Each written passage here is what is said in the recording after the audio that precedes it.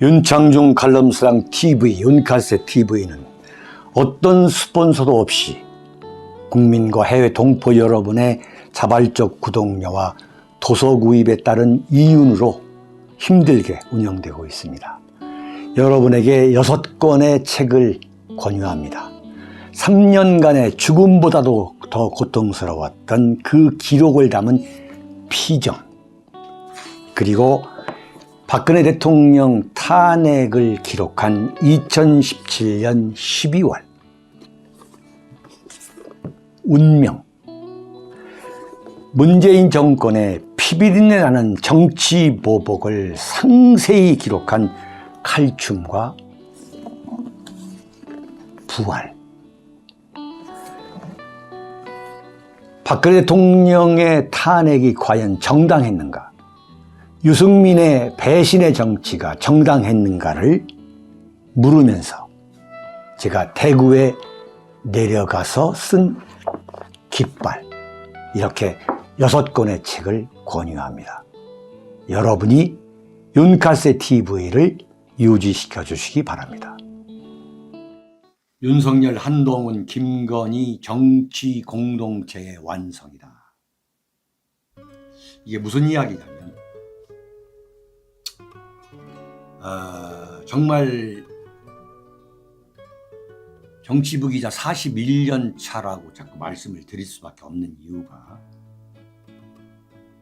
그동안에 청와대라고 하는 대통령 권력, 이른바 대한민국 최고 권력의 심장이죠. 그 청와대에 민정수석실이 존재해 온 그 이유가 있는 거예요. 사실은 그 민정수석실이라는 것이 이승만 대통령부터 내려온 제도입니다. 민정이라는 게 뭐냐면 민심이 돌아가는 것을 대통령한테 가감없이 전달한다. 대통령의 입과 귀가 그 입과 귀 역할을 한다는 게 바로 민정수석실입니다. 이제 그러다 보니까 거기에 이제 대한민국의 공권력이라고 하는 이른바 사정기관, 법무부, 검찰, 국정원, 경찰, 이러한 대한민국의 공권력을 모으게 된 거죠. 그렇게 74년이 이어져 왔어요. 그런데 윤석열 대통령이 청와대는 제왕적 권력을 누리는 데다, 그래서 청와대를 국민한테 돌려주겠다. 네? 그리고서 민정수석실을 폐지하겠다. 또 김건희 여사 문제가 또 굉장한 전국의 이슈가 되니까, 대선 이슈가 되니까 김건희 여사의 공식적 활동을 할 수 없도록 제2부속실을 폐지하겠다고 그랬어요. 그런데 민정수석실을 폐지한다고 하면은 사실 그게 말 그대로 완전히 없애버려야 되죠.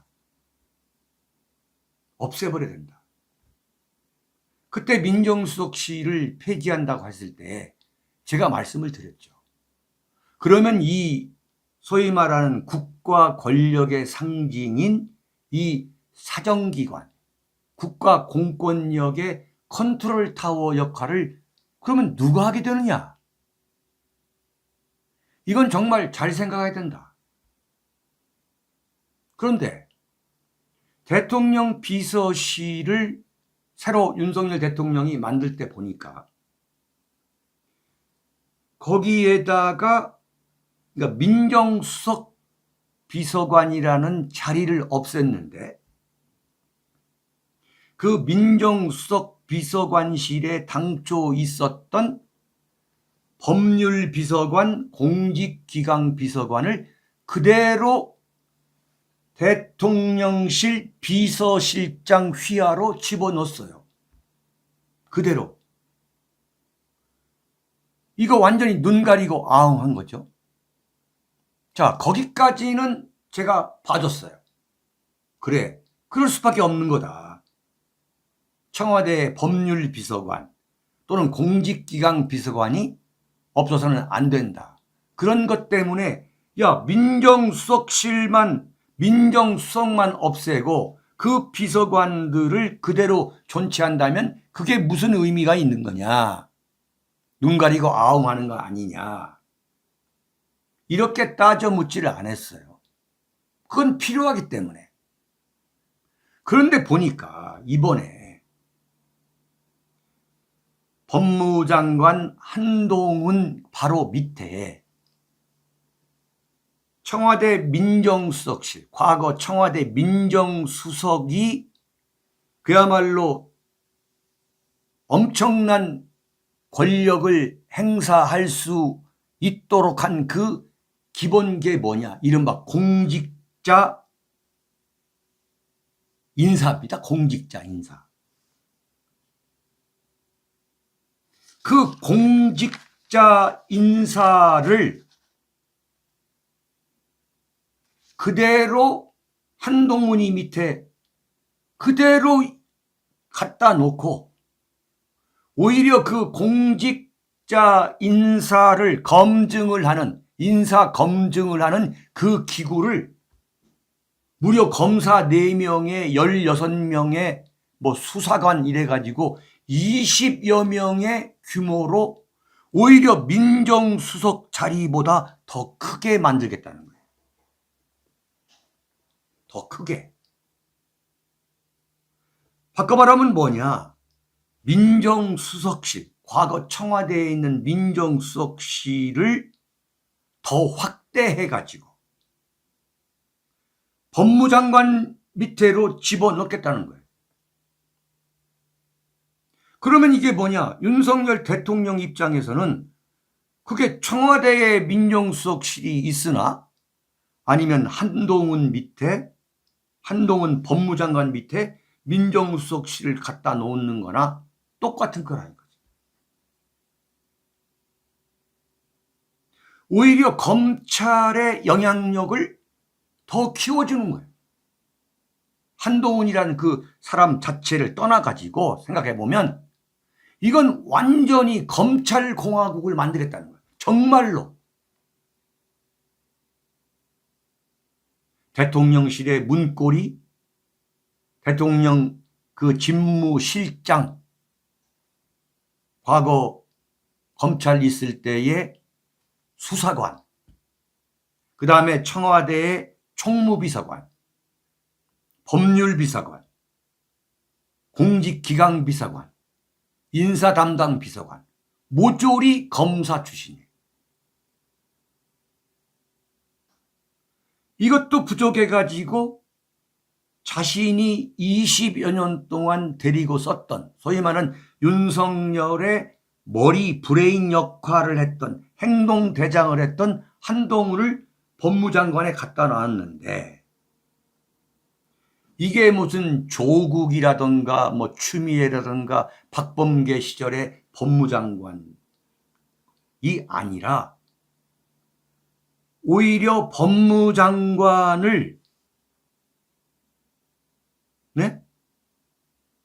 대한민국의 모든 사정기관을 컨트롤할 수 있는 컨트롤 타워로 만들어 놨다는 거예요.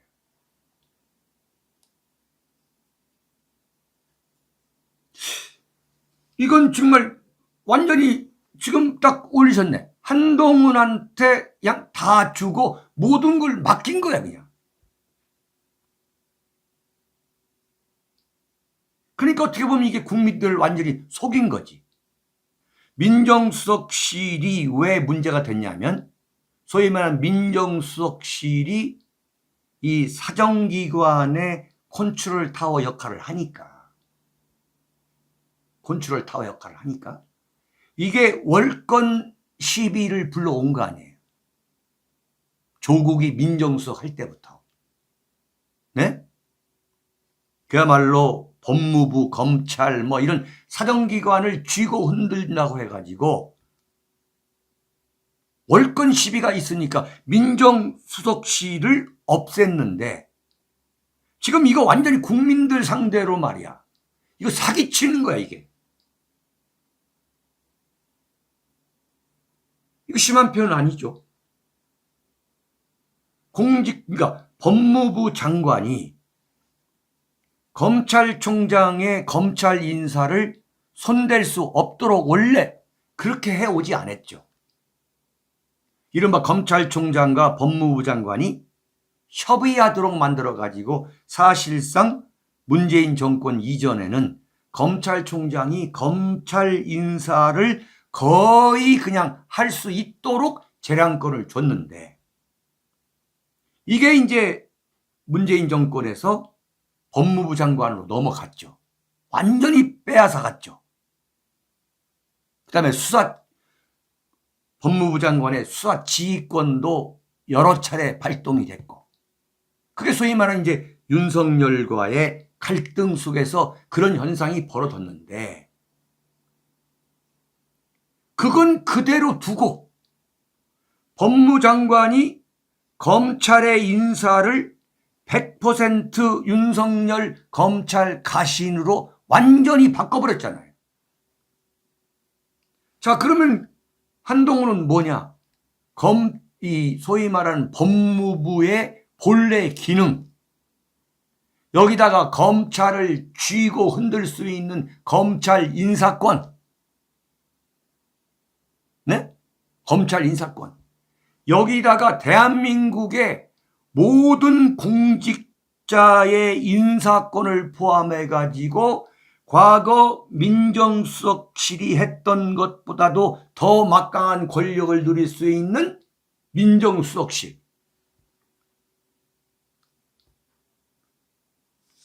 이건 완전히 꼼수죠. 그러니까 법무장관이 과거 법무장관보다 몇 배 막강한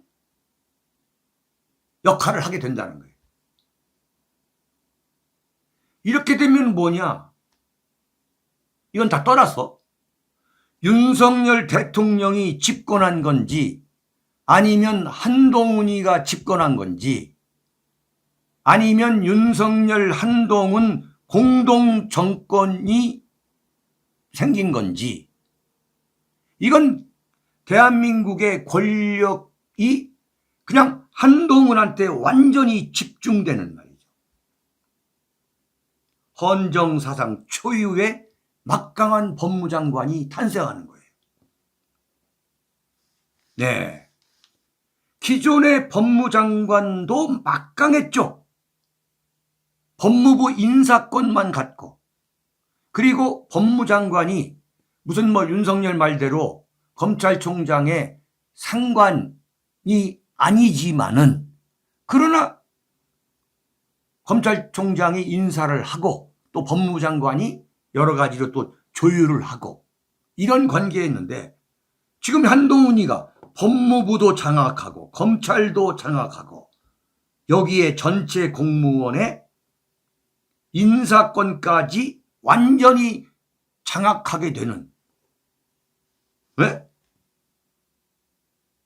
이건 그야말로 괴물이 탄생하는 거야. 괴물이.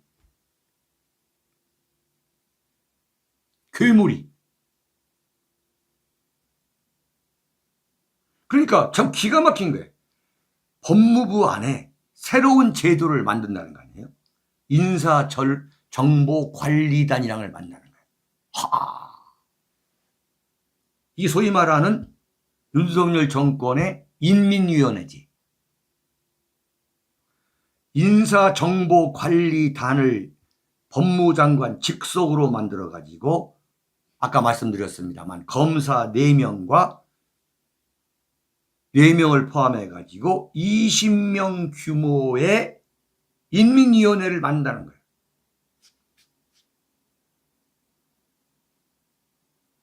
여러분, 왜 이런다고 보세요?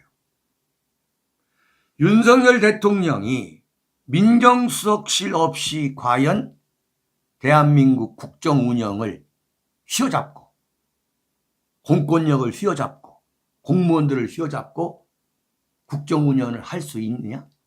그게 아닙니다.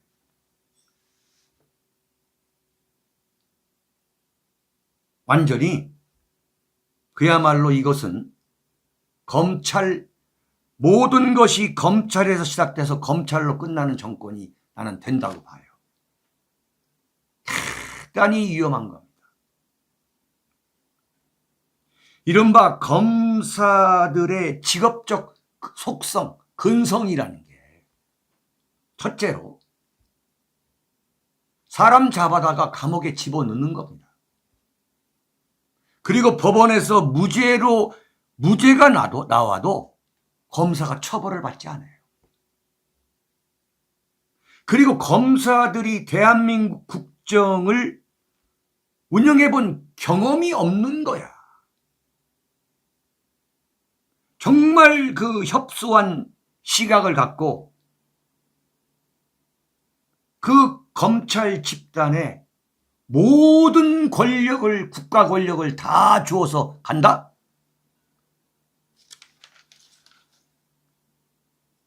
이렇게 되면은 법무장관 한동훈이가 대통령 비서실장보다 더 막강해집니다. 권력이란 건 뭐냐면 대통령과 얼마나 가까운 거리에 있느냐가 바로 권력의 크기예요. 자, 이거 보세요. 한동훈이가 대통령 비서실장한테 법무부의 업무에 관해서 보고해야 할 아무 이유가 없는 거예요. 대통령 비서실장한테. 자, 그리고 국무총리, 이건 뭐 완전히 핫빠진 거죠. 전통적으로. 말이 무슨 2인자지, 이건 완전히 핫빠진이죠. 그러면 뭐냐? 윤석열 대통령이 한동훈을 직접 관리하는 이른바 진정체제, 직갈체제가 완전히 되는 거예요. 그러면 대통령 비서실장, 이른바 빅3라고 하는 대통령 비서실장, 국정원장, 국무총리, 이걸 빅3라고 하잖아요. 이 빅3가 뭐냐? 한동훈 아래에 있는 거예요. 한동훈 법무장관이 이런 엄청나게 막강한 권력을 갖게 되면 거기에 정보가 다 갑니다. 대통령 비서실장한테 부탁할 필요가 없지. 국정원장한테 잘 보일 필요가 없어. 그러면 뭐냐? 윤석열 대통령한테 잘 보이려면 한동훈이한테 잘 보여야 되는 거야. 아, 계룡산 노인님 게스타포 만들었네. 그렇습니다. 이거 엄청난 거예요.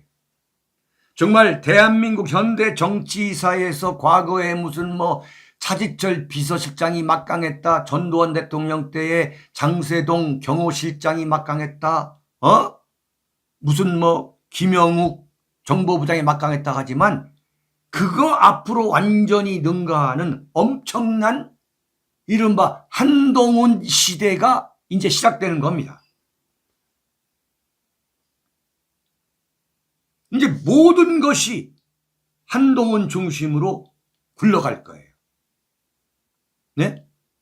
그리고 이번에 이 기구를 만드는데도 법무장관 밑에 왜 완전히 인사정보관리단이라는 걸 만든다고 했잖아요. 대한민국의 모든 공직자 그리고 윤석열 정권에서 장관, 차관 이 한자리 할 사람들의 모든 인사를 한동훈이가 주물르는 거예요. 그러면 자, 정리를 하게 되면 한동훈은 법무부 장관, 검찰총장, 과거 청와대 민정수석, 여기다가 지금 검찰이 검수완박으로 힘이 빠지니까 이 검수완박을 대신할 상설특검제를 지금 하기로 했잖아요. 상설특검제. 그 다음에 여기다가 또 뭐가 있냐면 검수완박을 대신하면서 새로 설립할 게 뭐냐? 한국형 FBI입니다. 이 한국형 FBI가 한동훈 법무장관 직속으로 들어갈 가능성이 100%예요. 정말 윤석열 정권의 개수탑보예요.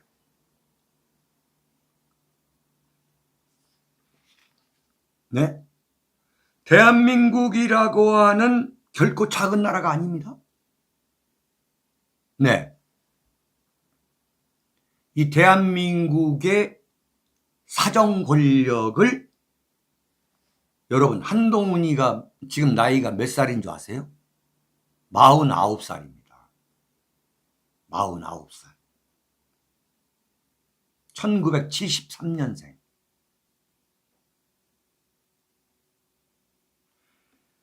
대한민국의 모든 권력을 한동훈이한테 완전히 집중된 거, 어마어마한 지금 권력인 거예요.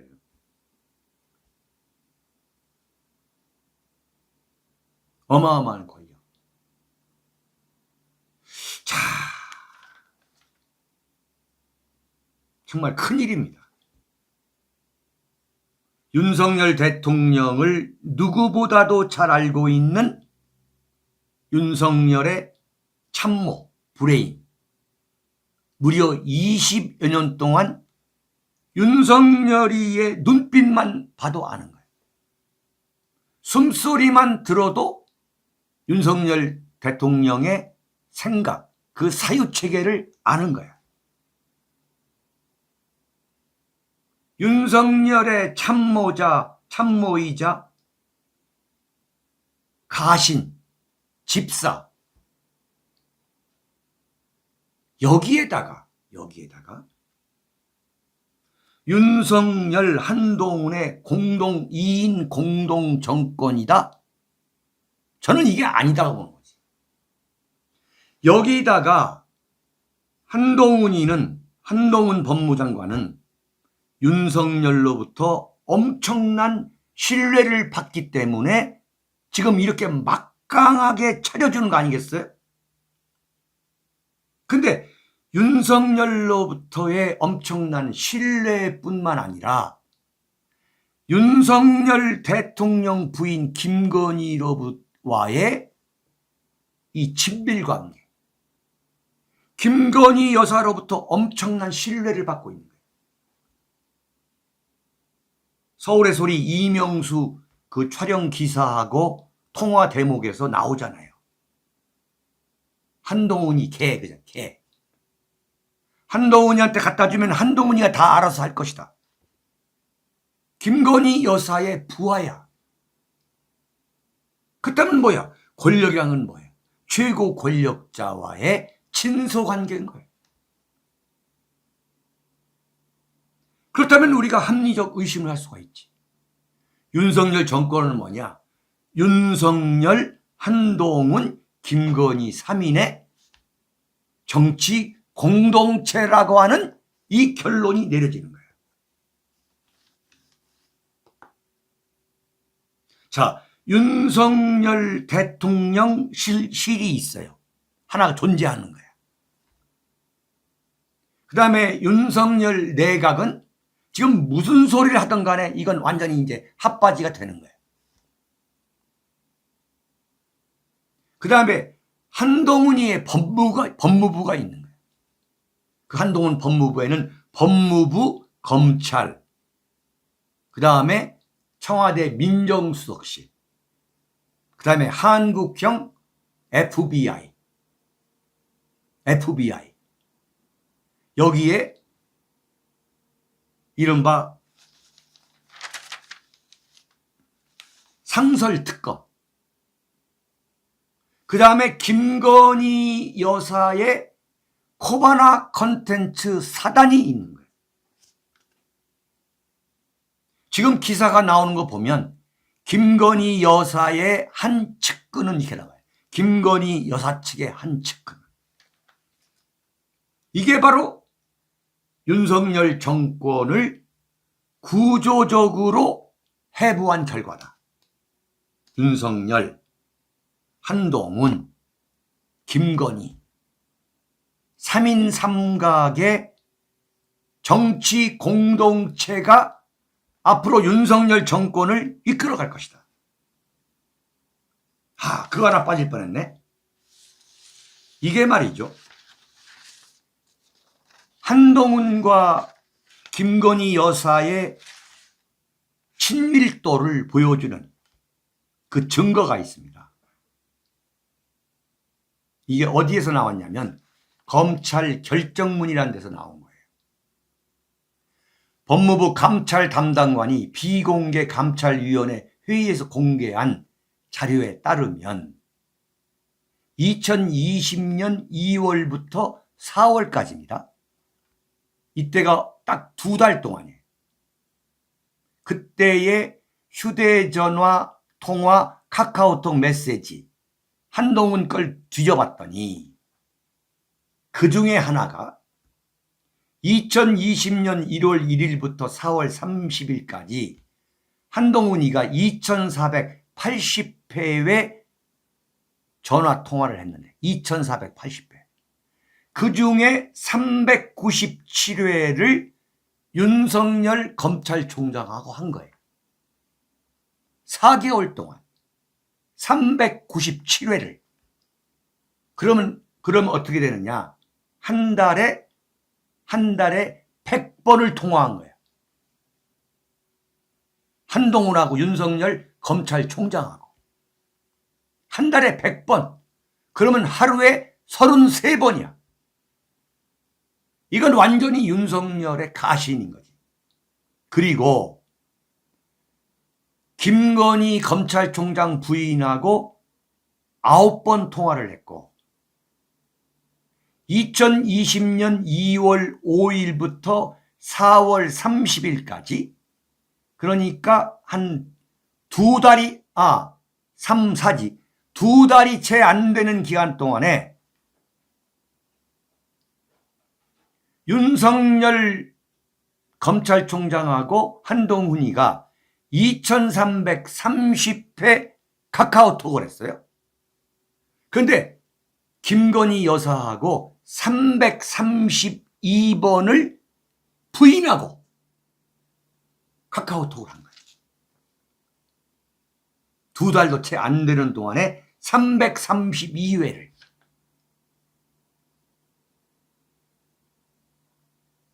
사실이죠.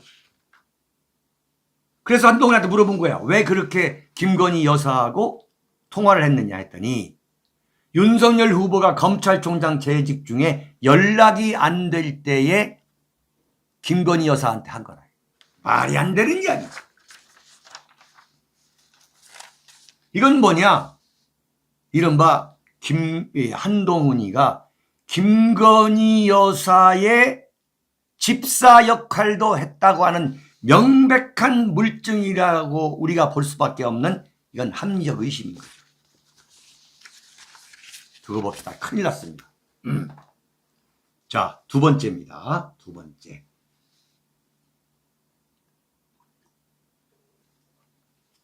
윤석열을 헐뜯은 미국 타임즈예요. 자, 감정 빼고 말씀드립니다. 윤석열 대통령이 성공해야 된다. 한동훈한테 그렇게 대한민국의 사정 권력을 모조리 갖다 놓으면 이건 반드시 불행해진다. 역대 대통령, 심지어 박정희 대통령까지도 권력을 다 분산을 시켰어요. 그럼에도 불구하고 자신이 믿었던 중앙정보부장 김재규에 의해서 시해를 당했습니다. 이건 정말 윤석열 대통령에 대한 이런 쓴소리야말로 정말 보약이 될 것이라고 저는 확신을 해요. 그런 마음으로 제가 윤석열 대통령에 대해서 비판을 하는 겁니다. 자, 2번째예요. 제가 말씀을 드렸죠. 윤석열 대통령이 지금 가장 큰 문제가 뭐냐. 이른바 1980년대의 그 운동권 시각에서 벗어나지 못하고 있다.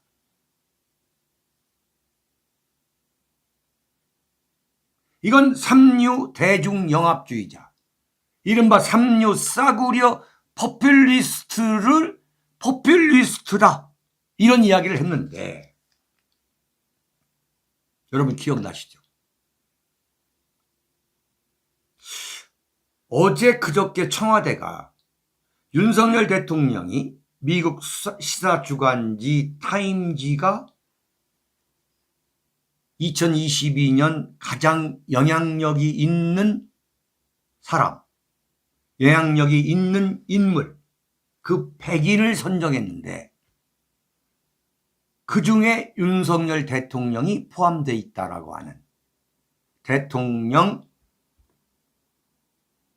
대변인실의 그 공개를 믿고 제가 말씀을 드렸잖아요. 2022년 세계를 움직이는, 세계에서 가장 영향력 있는 인물 100인에 포함되어 있다. 근데 그 타임지 기사를 제가 뽑아봤어요. 타임지 기사를. 네? 이게 타임지의 윤석열 대통령에 관해서 이 언급한 대목입니다. 이게. 네?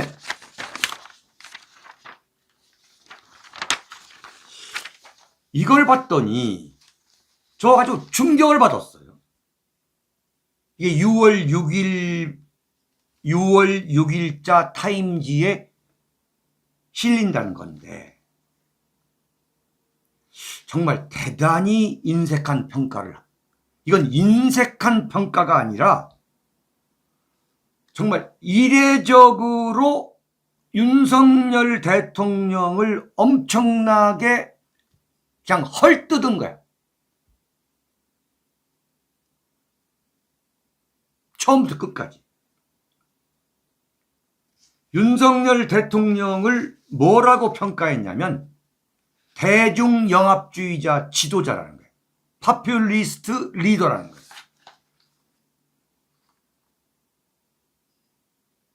이거 이렇게 얘기할 수 없는 거거든.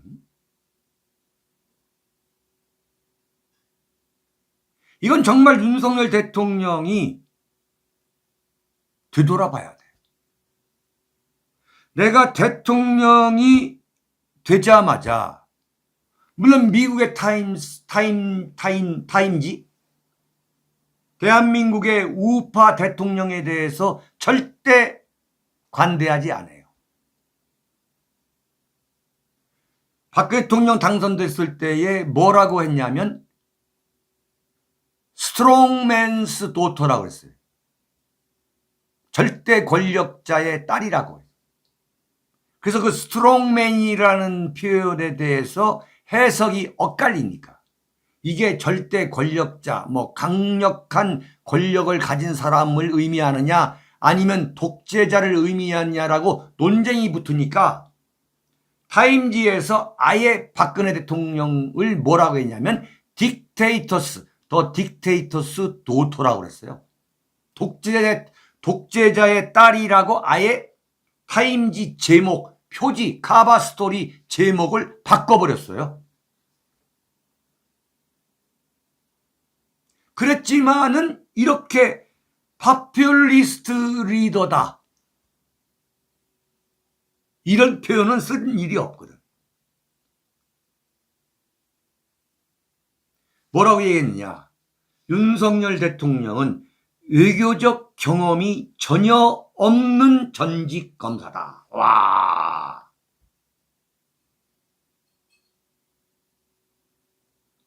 두 번째, 취임사에서 북한이 완전한 비핵화를 하게 된다면 그 대가로 북한 경제를 살릴 수 있는, 강화할 수 있는 담대한 계획, audacious plan, 담대한 계획을 5월 10일 취임사에서 제안했지만 김정은이가 받아들이지 않을 제안이다. 그냥 이런 지하의 평가절하 해버린 거예요.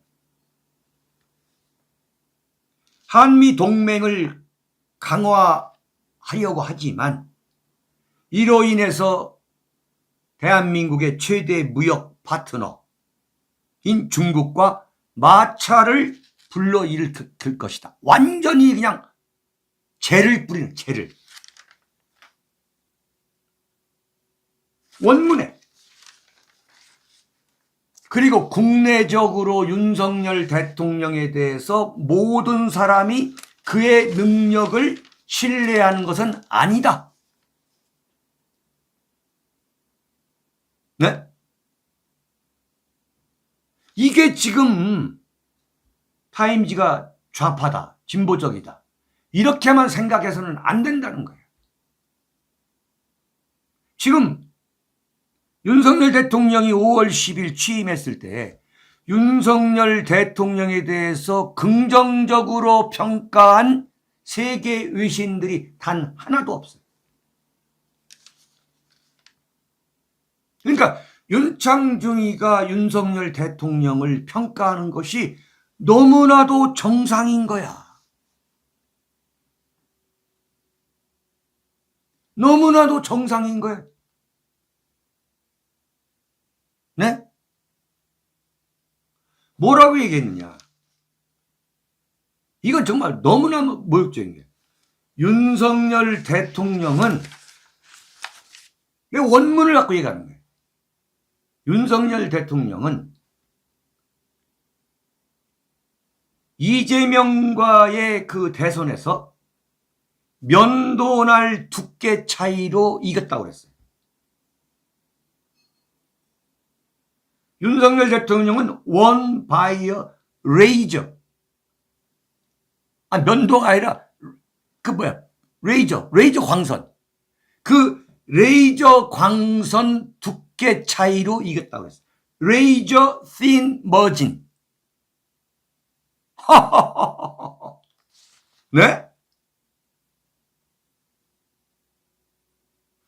윤석열을 뽑아놓았으니 윤석열로 인해서 지금 대한민국이 완전히 그야말로 질풍노도처럼 아무 문제가 없을 것이라고 생각한다면 그건 완전한 착각이고 수준 이하의 기대라는 거지. 레이저 씬 머진, 이재명과의 레이저 광선 고 두께 차이로 이긴 윤석열 대통령이 to do a good job in office, 대통령직을 잘 수행할 것이라고 모든 국민들이 그의 능력에 대해서 확신하지 않고 있다는 거예요.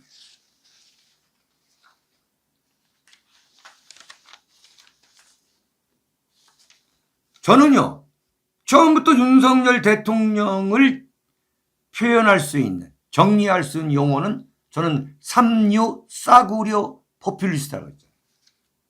근데 이게 타임지가 딱 보니까 여기에 딱 나와 있는 거예요. 더 파퓰리스트 리더. 그렇게 볼 수밖에 없는 이유가 뭐냐면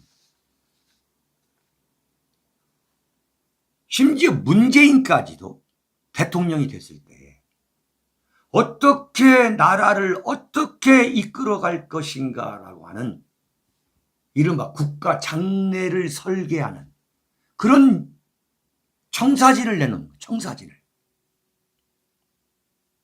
문재인과는 방향이 전혀 다르지. 우리 보수 입장에서 볼 때는 완전히 대한민국을 갈아엎어버리려고 하는 거지. 씨를 말리려고 하는 거지. 근데 윤석열 대통령은 지금까지도 국정 비전이 뭐야? 우리가 취임식도 들었고 그 다음에 미국 CNN과의 인터뷰도 들었잖아요. 한미동맹 강화, 대북 강경조치, 탈중국, 탈친중화. 좋다 이거야. 근데 액션이 있어. 액션. 구체적인 실천 계획이 나와야 될 거 아니야. 청와대를 해제하고 거기에 국민들을 관광하도록 했어. 관람하도록. 이게 뭐야? 국민의 말초신경을 자극하고 영합하는 게 뭐야? 그게 바로 포퓰리스트라는 거예요. 대한민국 국가의 권력의 상징, 5천년 한반도의 국가 권력의 상징인 청와대를 개방해가지고 거기서 열린 음악회를 열었어. 거기에 참석하고 나서 본관에 가가지고 김건희 여사하고 사진 촬영을 했어요. 그러더니 보니까 대통령, 역대 대통령, 노태우 대통령부터죠. 그 대통령 내외가 잤던 침실, 드레스룸, 대통령 집무실, 이거 싹 공개한다는 거예요. 대통령 관저에서 대통령 내외가 어떻게 잠자고 어떻게 뭘 먹고 어떻게 호의 오시겠는가, 호강 누렸는가, 이거 보여주겠다는 거예요. 지금 국민의 호응이 굉장하다고 본다는 거지.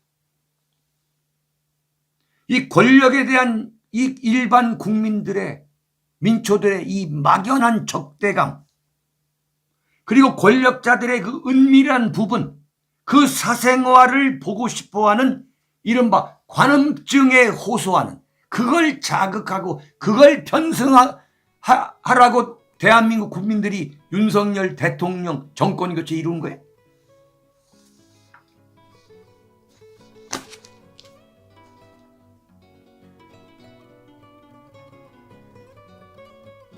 윤석열 대통령 뽑아가지고 고작 한다는 게 청와대 해체하고 거기에 대통령 내외가 어떻게 잘 먹고 잘 살았는가, 그거 국민들이 다 보게 해가지고 지지도 올린다? 지지도 안 올라.